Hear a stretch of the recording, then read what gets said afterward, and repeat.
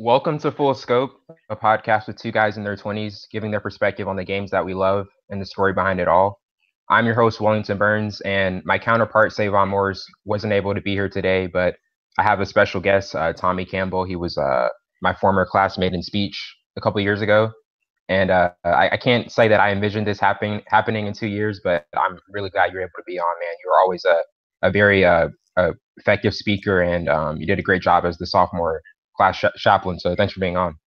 Thank you for having me. I'm glad to be on. Yeah, man. In this episode, we're talking all things Miami Heat. Tommy's a big Miami Heat fan.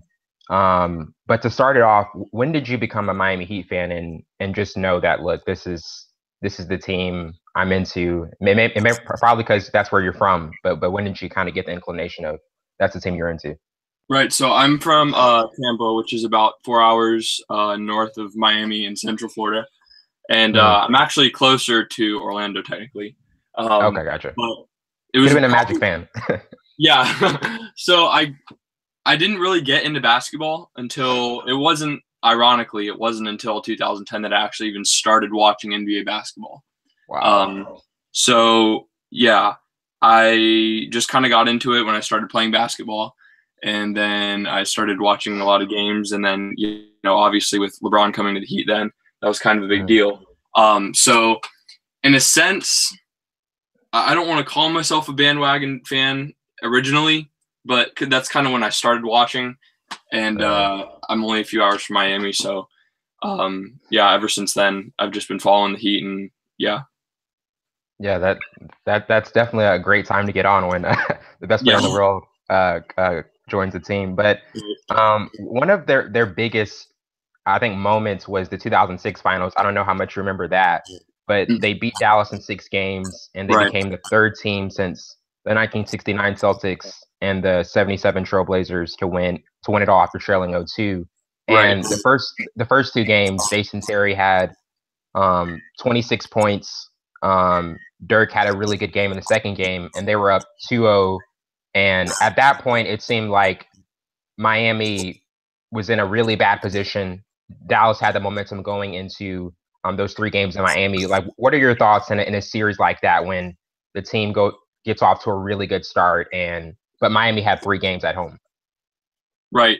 Well, I mean, any team that finds themselves in that position where they're down 0-2 in the finals, I mean, it's hard not to get discouraged. But at that point, you just have to look at it and just say, take every game one at a time. Yeah. You got to kind of stop looking at the big picture and just every single game be focused.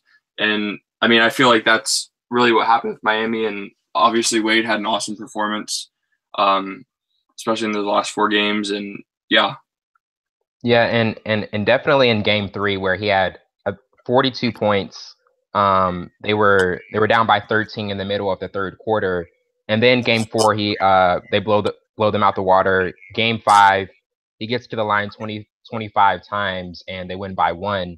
And there's been the controversy of how many times he got to the free throw line. Mark Cuban said something about, I think in 2010, he said, quote, "It will go down in history as the worst officiated finals in the history of the game." And I don't even think the league will disagree with that. But I think at the 10-year anniversary, I'll stop talking about it, end quote. And so obviously he had an issue with it. Wade got to the line an incredible amount of times. He got to the line about the equal amount of times Dallas did in that game five. Do you think that's a legitimate conspiracy theory? I'm not into a lot of conspiracy theories, but do you think that's legitimate, or do you think it's kind of sour grapes? um, I feel like with I'm just not a big conspiracy theory person with sports in Yeah. general.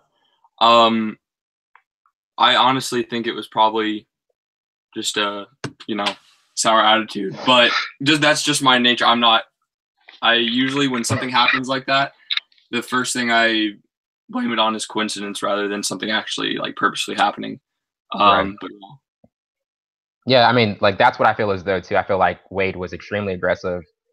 He got to the line. I mean, my brother was a Mavericks fan, and he felt as though there were some unjust causes. But I definitely understand, like Mark Cuban's. He's probably sour grapes, but like you said, I'm not really into conspiracy theories as well. The next big event in the Miami area that we're going to go to is when LeBron joined the Heat in 2010. And I feel like there were like a few things that contributed to him coming to that team. In the 2008 summer, him, Bosh, and Wade won the gold medal in China. The recession hit, and the owners, they had to tighten their spending in the salary cap space. It kind of ballooned, so it gave teams more flexibility to sign, marquee free agents. And then also the destination, like Pat Riley, even though New York was clearing cap space to sign LeBron, he knew that Bosh, Wade, and James wanted to play together, and the lack of the state income tax and just the glamorous destination. Like when James came and that just surprising seismic shift in the league, what were your thoughts on it? And did you really think that was the team he would go to after, he lost in the semis with Cleveland? Right. Honestly, at that point, I wasn't sure. I think a lot of the shock came from just the way that he, announced his departure from Cleveland and that he was going to Miami. But yeah, like you said, with Miami is kind of in a good position, just in general, and kind of always will be, because it is Miami. It's a big city. It's in, South Beach. It's in Florida. There's no the income tax isn't here, and so it's always going to be a desirable destination for players. And obviously Wade was already here and doing well. So yeah, I feel like a lot of the shock and surprise was from just the fact that, like, oh, this is the guy who promised a championship to Cleveland and, hasn't delivered yet, and then just takes off and just announces it like the way he does. But when you actually look at the circumstances, it doesn't surprise me as much. Yeah, and also with the fact of him not really having that good of a supporting cast in Cleveland, right? And then going to Miami, where look, he felt like Wade and Bosh were good enough to take him to that next level. Do you feel like that was another thing where James was like, look, I'm doing everything in Cleveland, but I really want to feel what it's like to actually be able to get to a championship, win a championship, and lead a team. Do you think like that was kind of the overwhelming factor? And because he also had an issue, I think Dan Gilbert, the owner, they didn't have that great a relationship at the end, and he made that scintillating letter about how James was a coward and all this and that. But do you think it was just the supporting cast aspect of it? Right. I mean, when you're the best player in the world at the time, and you're still not able to have the support on your team to be able to win a championship, it's obviously going to be appealing going and playing with some of the other best players in the league in order to finally get that. Yeah, I would definitely agree with that.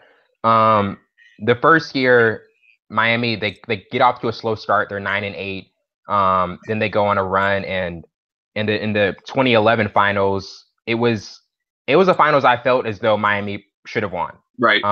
They lost in 6, and I think one of the biggest games that stands out to me of why Dallas made that comeback was Game 2. They were up by 15.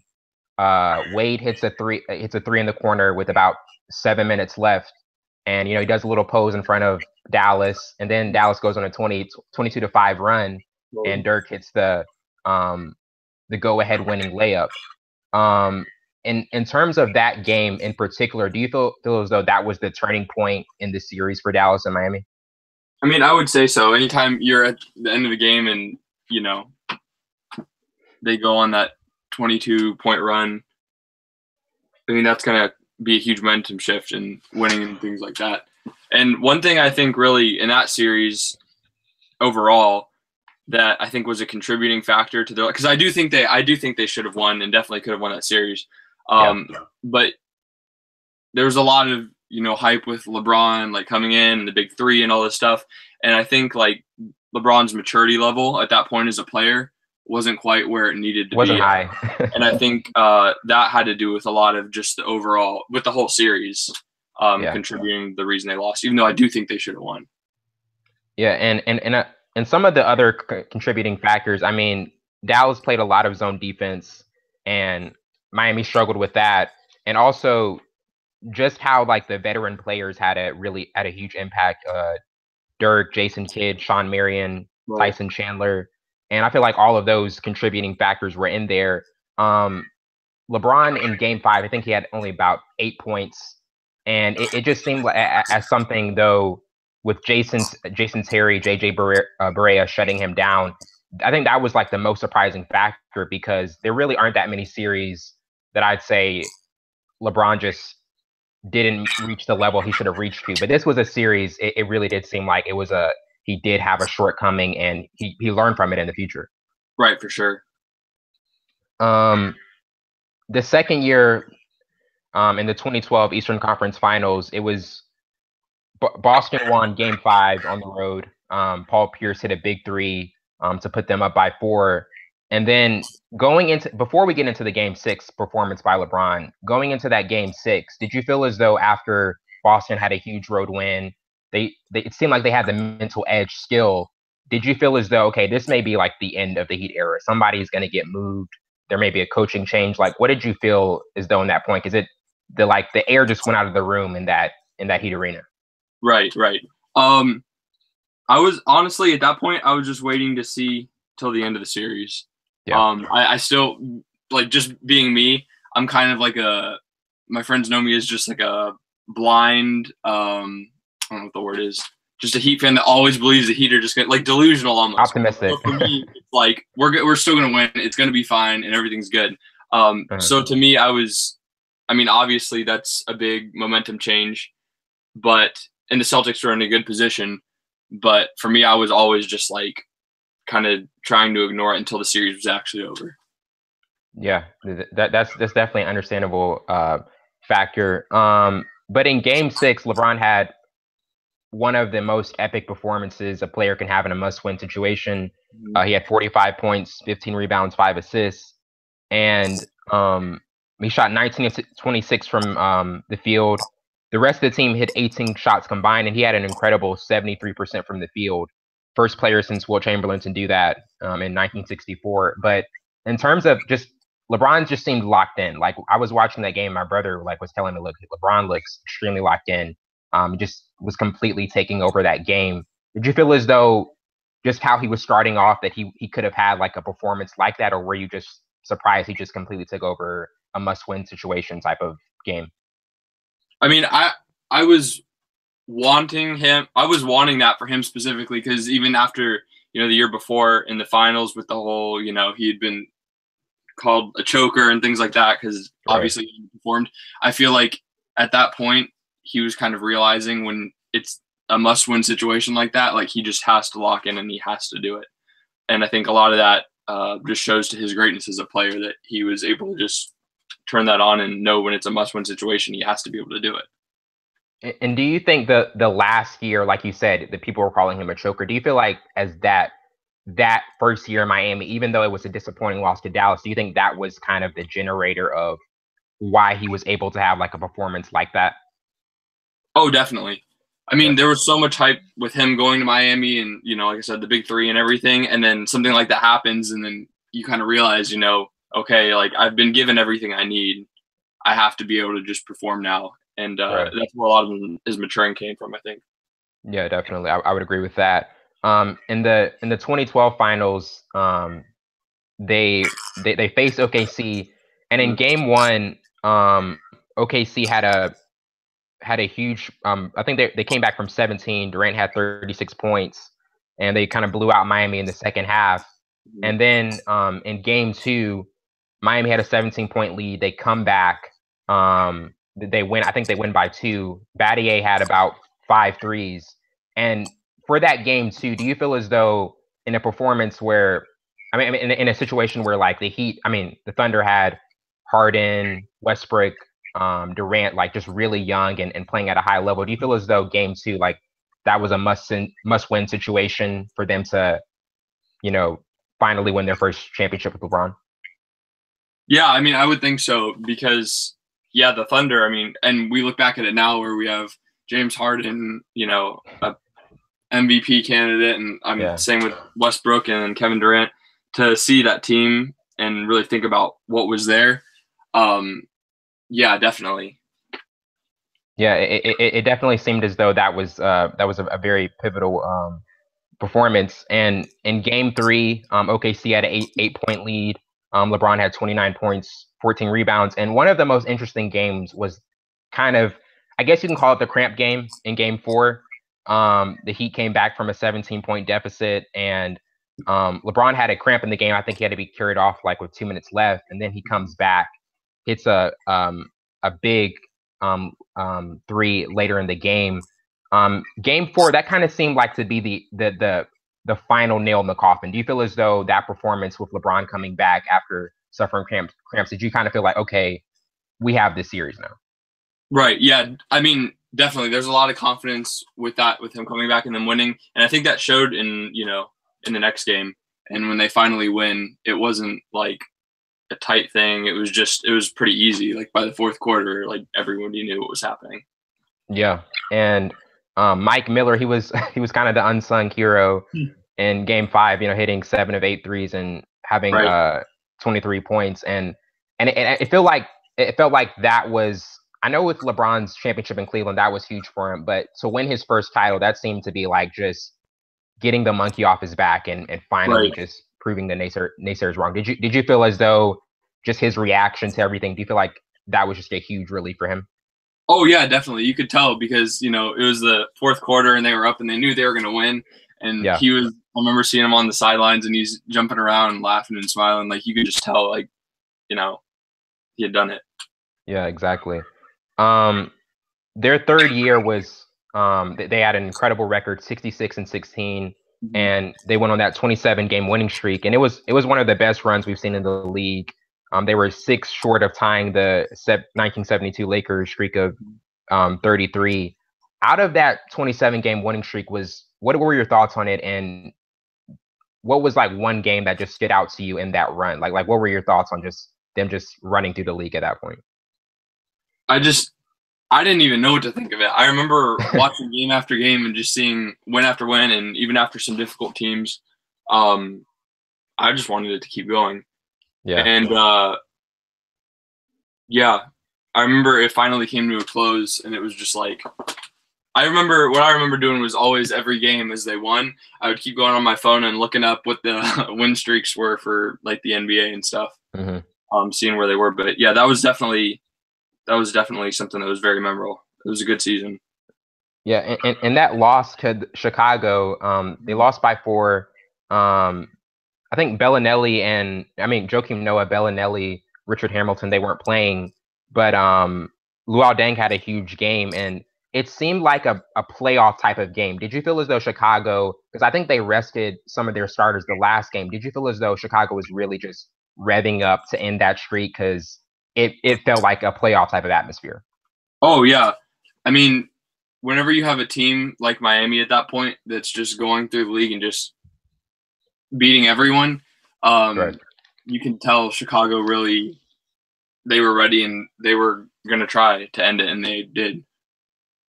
Yeah, definitely. And the one of the games that stands out to me, I don't know if I asked you, but was there one game in the streak that stood out to you, or were they all just pretty memorable? I mean, most of them were pretty memorable, but yeah. For me, I'd probably say the one in Boston. I think Boston outscored the Heat 31-19 in the first. Jeff Green had a career high 43 points, and then LeBron has that I don't know if you remember that poster on Jason Terry, and how crazy that was. But then LeBron, he goes on to hit the 21-foot jumper with 10 seconds left. And I don't know, it just always seems like in the Boston Garden, whenever you can get a big road win, it's like always a huge thing. Because I remember people were saying that they felt as though the streak would end in Boston Garden. Did you feel as though that may have been the place that it would end at? Yeah, Boston at that time, they were a solid team, and with just Miami's past playing Boston in conference finals and things like that, they always have some fire under their belly, I guess you could say, to want to end that streak. So yeah, definitely. In terms of LeBron's career, I mean, he's had a ton of great years, but I think a lot of people make a case that I think third year in Miami may have been his best year. In 37 clutch minutes over those 27 games, he had an offensive rating of 116.2, 61% field goal percentage and a true shooting percentage of 65%. It's really tough to say what was LeBron's best year, but do you feel as though that may have been his best year? Definitely. Yeah, like you said, it is tough to point out what year is his best year, especially since, he continues even now to put up good numbers, and obviously in the playoffs every year he takes over, no matter how his team's been doing in the regular season. But yeah, definitely. Yeah, I would definitely agree with that. Later in that year that they face the Spurs, and it was the type of game where I think they were down 3-2. Kawhi Leonard has a chance to ice the game. He doesn't. LeBron misses a three. Chris Bosh gets the biggest offensive rebound of his life, Right. and throws it out to Ray Allen in the corner. He knocks down the three. That was pandemonium. That was a moment I won't forget. I remember Heat fans were like leaving, then they were trying to get back in. Mm-hmm. It was just like a crazy moment. I think they were the security was bringing out the championship trophy for San Antonio at that time. But in that moment, just what were your thoughts on it? Because it really did seem like it was over with the Spurs up by 5 with 28 seconds left.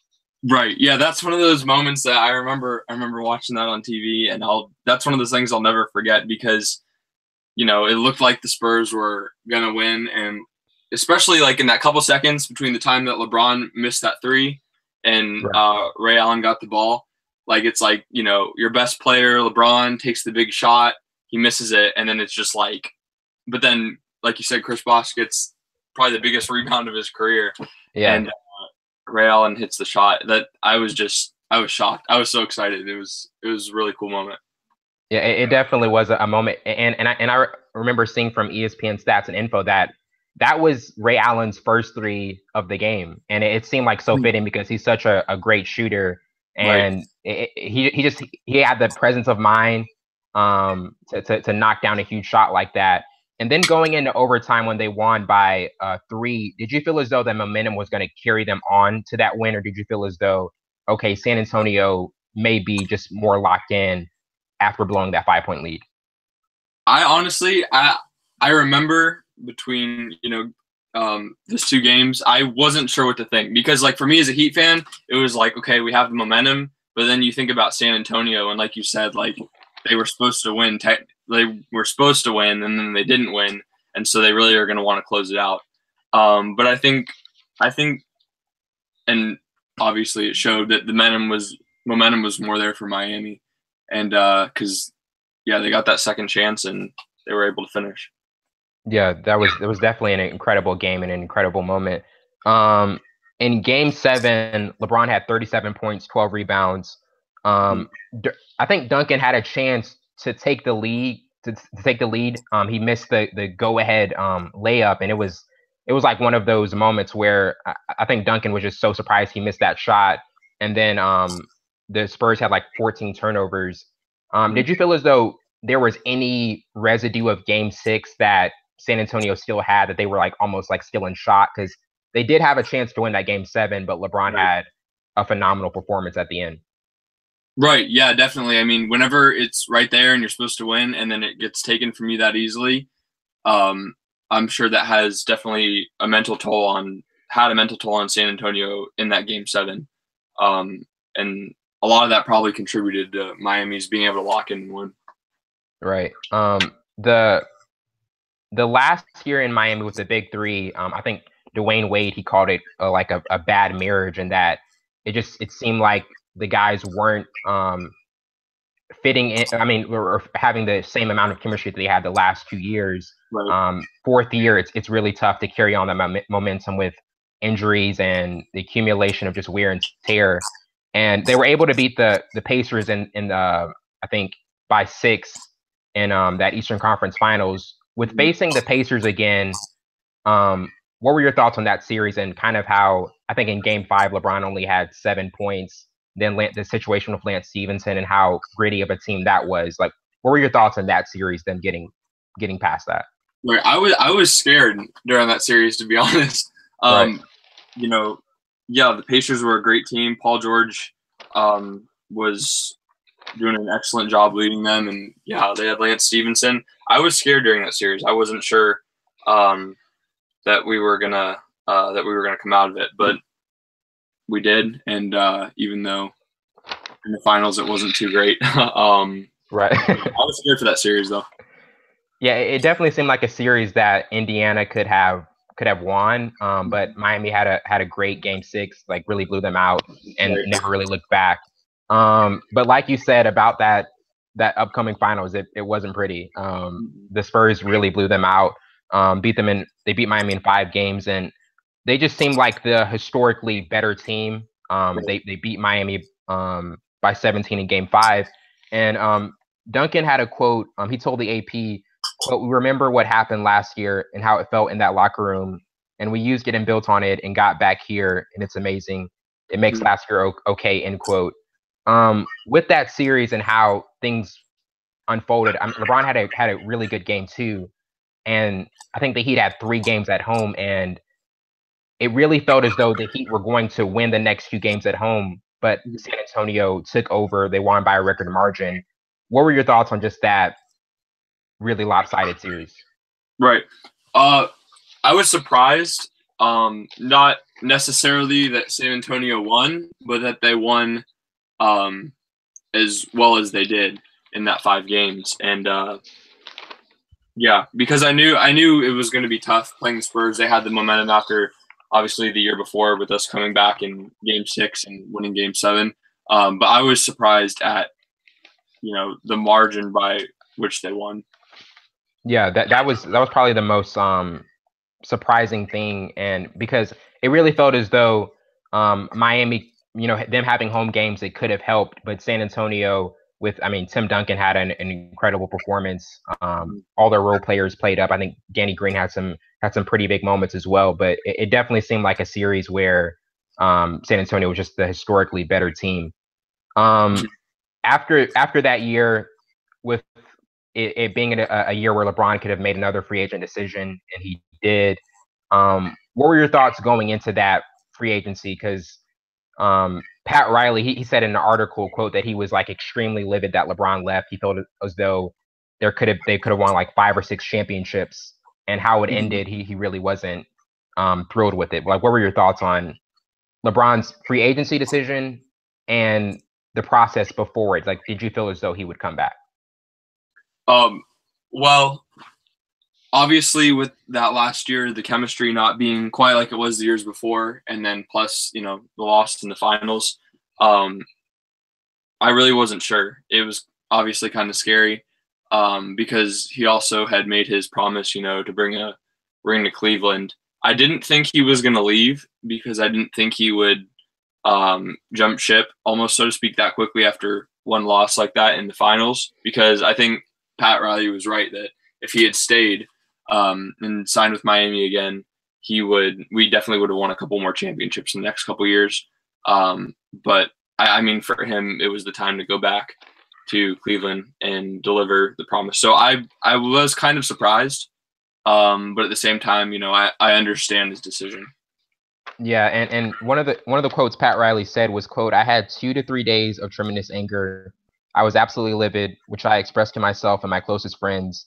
But Riley began to see things from LeBron's point of view.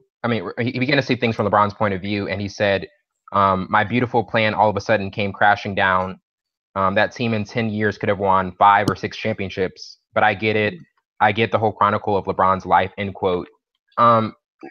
Once you see what LeBron did and what he did for Cleveland, does it make it any better, or does it still make it extremely sour because you're like, man, we could have really been in the history books of one of the greatest dynasties? Personally, I'm glad that he kept his word. That, to me, that was, for him, that was important because he left a lot of people, well, pretty much everyone, angry and upset in Cleveland when he left and came to Miami. And Right. Seeing the way that he came to Miami after failing to deliver in Cleveland, or being able to because his lack of support or whatever, because he left in that way and left everyone so upset and angry, I feel like Miami didn't really have the right to be so upset about it, because he did leave. He had promised them something, and we were lucky enough to have him for the few years we did. But obviously, it is disappointing, as a Heat fan, Right. that you can win more championships with him, and he's not going to be there.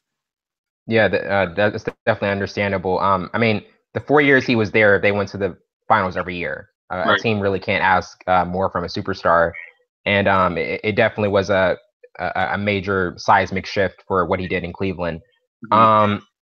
Another series that I felt was really interesting was the 2016 semis with Miami and Toronto, when Mhm. Miami lost to Toronto in 7. And Kyle Lowry had a huge game. He had 35 points. I think DeRozan had 28. And they shot 45% from the field. The Heat shot 44%. And they were missing Bosh and Whiteside.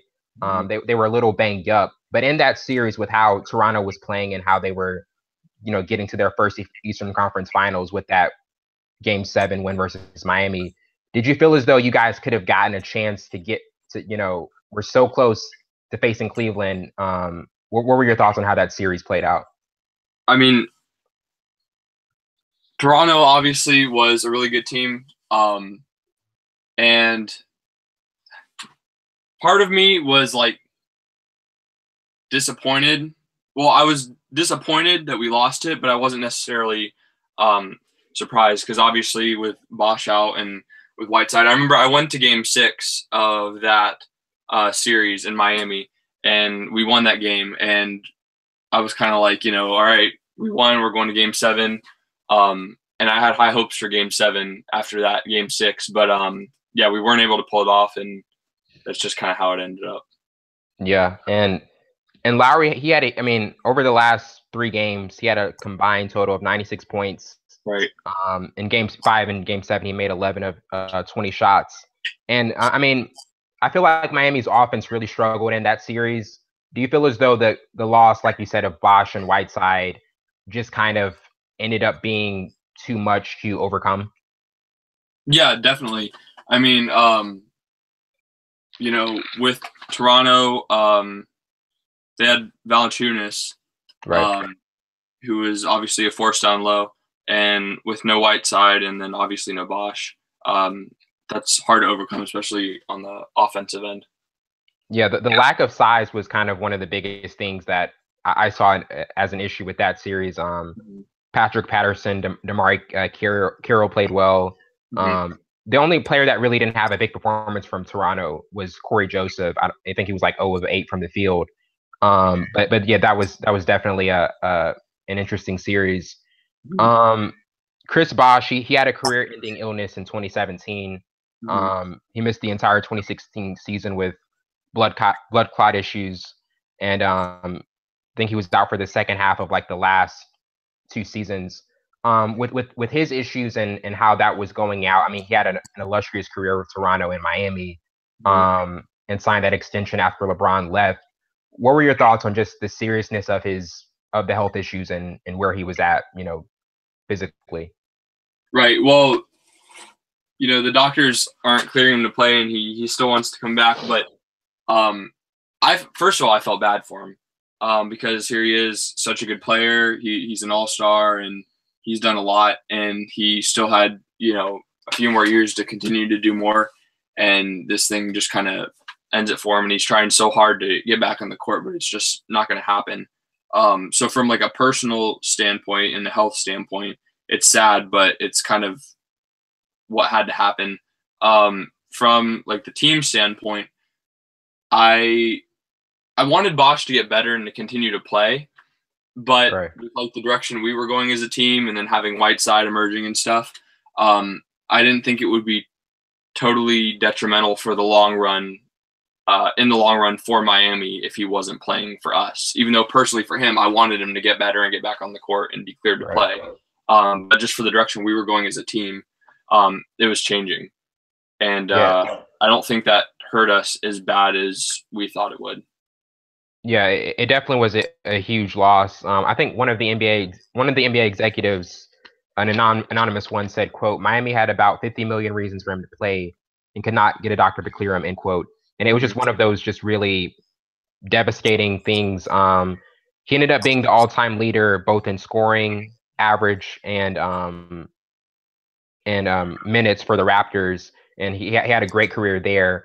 Um, for him being like the third option, the third wheel in Miami, what were your thoughts on how he just really acquiesced to what the big three were trying to do? And he could have been an all-star anywhere else, putting up big numbers, but he took a diminished role to winning 2 championships with Miami. Right. You definitely, it shows where his priorities are as a player.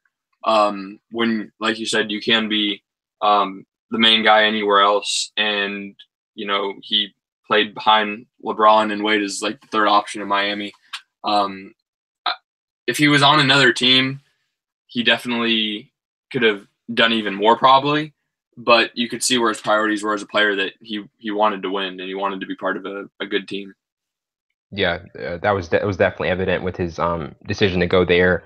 Probably one of the biggest departures and returned at the same time was Wade, when he left a couple years ago. Him and the front office did not see eye to eye. He had the rift with Pat Riley, and he wanted to get paid more, kind of have that like maximum contract that Kobe had his last 2 years. But I felt as though the decision Pat Riley made was a good decision. When you have a player like Dwayne Wade who's kind of diminishing, but you also have this young team that you're trying to build, I felt as though it was good to retool, even though people said, look, you should, for what he's done for the city, you should pay him. What were your thoughts on that kind of confusion and disagreement? Like, do you feel as though he should have been paid, or do you feel as though Pat Riley made the right decision? It's hard because Wade, obviously, from 2006 finals and all the way through, he's obviously done a lot for Miami. But like you said, we had a new kind of younger core coming up, and his play was going down just because of age and injuries and things like that.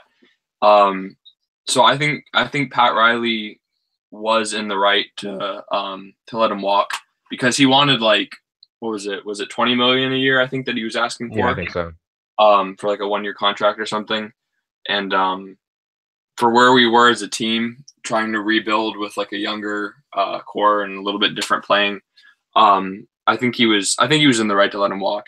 But obviously, it's unfortunate when someone like Wade, who's been there his entire career, leaves to go somewhere else. But I'm extremely happy now that he's back in Miami and that he'll retire with us. Yeah, and now that he's back, I mean, he was with Cleveland, and they got him back in exchange for a future second-round pick. And I mean, I think with the Cavs, they wanted to get younger, they wanted to have more athleticism, and it clearly wasn't working with Cleveland. And I feel as though that was the right decision for Cleveland to make.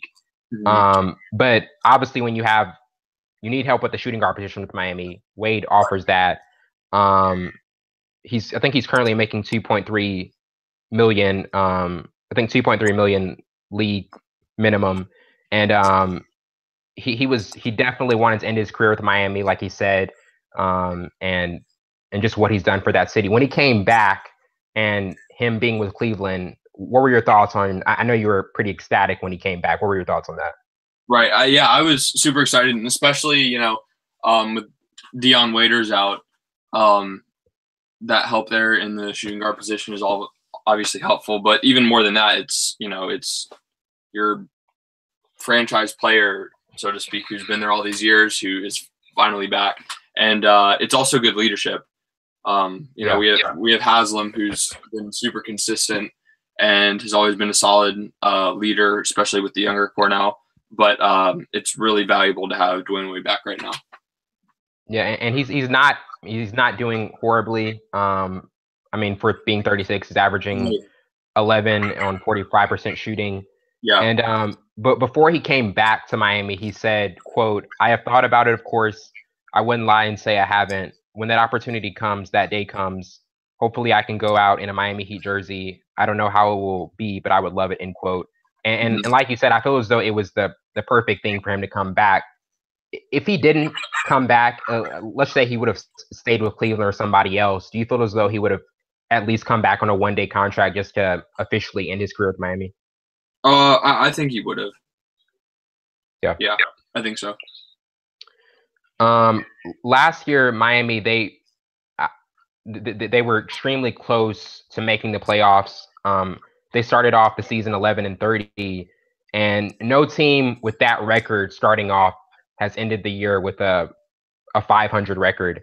And they had a really good chance of making the playoffs. They had 20 wins in 24 games, and they were on a 13-game winning streak at one point. And they ended up being tied with Chicago 41-41, but Chicago had won the season series, so they were able to get the edge into the playoffs. But with how that series was and just the turmoil in the beginning and how they ended, I think you made a post about like how this was like this was the most proud you had been of a Miami team. Yeah. What were your thoughts on how the season ended? It was disappointing, obviously, that they didn't get the tiebreaker and were able to make the playoffs. That was extremely disappointing. But yeah, I was definitely proud as a Heat fan because, like you have those times where you're happy and you're excited because, you have LeBron and Wade and Bosh and everyone. And, obviously you're going to do well. Obviously you're going to win. But here we have, a team that has a lot of younger, less experienced players, but still good, solid players, and a team that's learning to work together. And they start off, 11-30 the first half of the season, and it just looks like they're really going nowhere. And then instead of just, giving up and tanking and trying to get a draft pick or whatever, they pull it together the second half of the season and have one of the best records in the leagues for the second half and make a statement. So, it was disappointing that they weren't able to make the playoffs because of the situation with Chicago. But I was still happy. And it more than anything just made me hopeful for the future and for the next season. Yeah, definitely. They had wins over Golden State, Cleveland twice, Houston. Real quick, it seems as though Miami, ever since LeBron has come back, they played really well against him.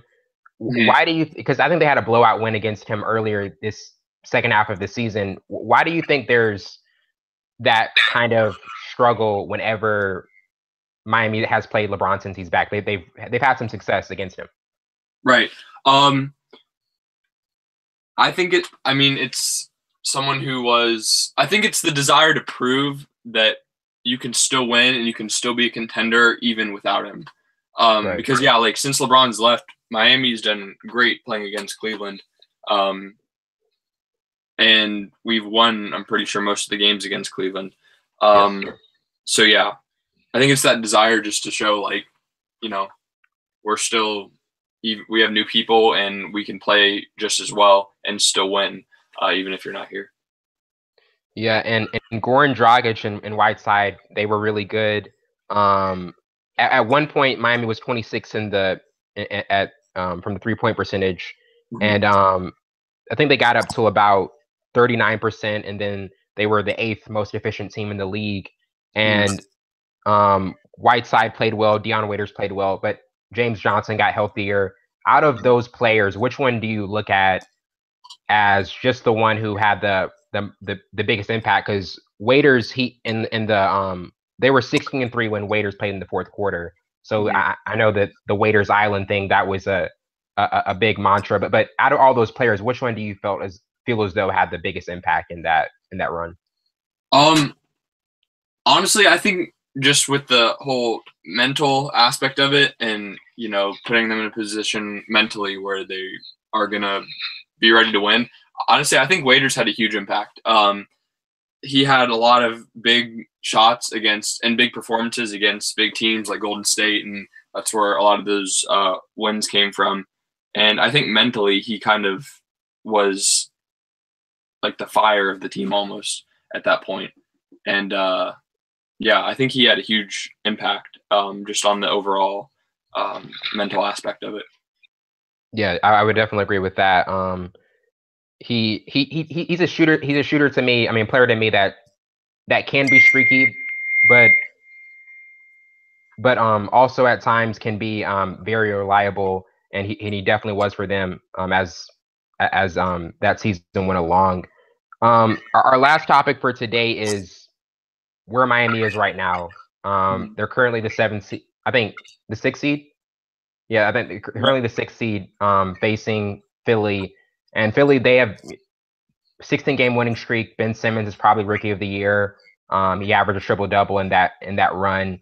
And I feel as though the series that this is probably to me the most interesting series in the East, and maybe of the entire first round, because like Miami's really experienced. They're well coached. I think Spoelstra is one of the best coaches in the league, and with Philly and how Miami can play against this team. What are your thoughts on it? Because I feel like as though this is the worst possible matchup Philly could have drawn in the first round. I still like Philly to win the series, but I feel like it's going to be a longer series. What are your thoughts on it? Yeah, I did not want to play Philly. I was a little disappointed. Even though, we ended up in 6, I was kind of disappointed at the whole tiebreaker Right. because I would much rather have played Boston without Kyrie right now. I think we would have had a good chance against them. Philly's a really strong team right now. And, yeah, like you said, with Simmons and Embiid, and, I mean, they're a strong team. So I think it's going to be interesting to see down low with Whiteside and Embiid. Embiid is obviously really, really strong player. And Whiteside's had, he had a slower start to the season. Embiid and Whiteside kind of have a bit of a rivalry though too. Right. Yeah. So I'm in with the playoff atmosphere and everything changes and everything turns up a notch. So I'm excited. I'm excited to see. I think Miami is going to come out feeling like they have something to prove, but Philly's a really strong team this year, and they're young, and they have something to prove too, because they haven't been in the playoffs, and they're ready, and they're gonna give it their best shot. So it's gonna be an interesting series, and I think it'll probably be a pretty long series. Yeah, in terms of the coaching situation with Brett Brown, Eric Spoelstra, do you feel as though Spoelstra has a bit of an edge because he's been there more? I feel like Brett Brown's a really good coach. I'm not taking anything away from him, but do you feel as though Spoelstra may have a bit of a coaching edge there? Oh, I would say he definitely does. Just having coached so many different playoff series, and being in the finals and being in high pressure situations, he has a lot of coaching experience in the playoffs. So, yeah, I think he does have an edge from the coaching aspect of it. Yeah, I would definitely think so as well. For Miami's future going ahead, do you feel as though they're still a team that can draw free agents? They're in a really good position. I think they've overachieved. Like, just to close this thing out, what do you think about their future going ahead? Yeah, I definitely. I think they're still in a position to draw big free agents. Even with Gordon Hayward, he met with Miami before he met with Boston, and he said later that leaving Miami, he was convinced that Miami was the team he was going to sign with, and then when he got to Boston, it changed his mind. So I still think we have that pull. We have a good core, and I think Pat Riley will still have tricks up his sleeve in the future. Yeah. With attracting a free agent and putting together the team that's gonna be kind of back to where they were before. So yeah. Yeah, that will definitely be interesting because he does have that sway. Tommy, thank you for being on. This Thank you so much for having me. This was really a pleasure. Like I said, I couldn't envision this was going to happen in 2 years, but it really was enjoyable. Thank you very much for having me. Well, yes. I'm your host, Wellington Burns. We'll be back next week with my counterpart, Savon Morris. This is Full Scope. See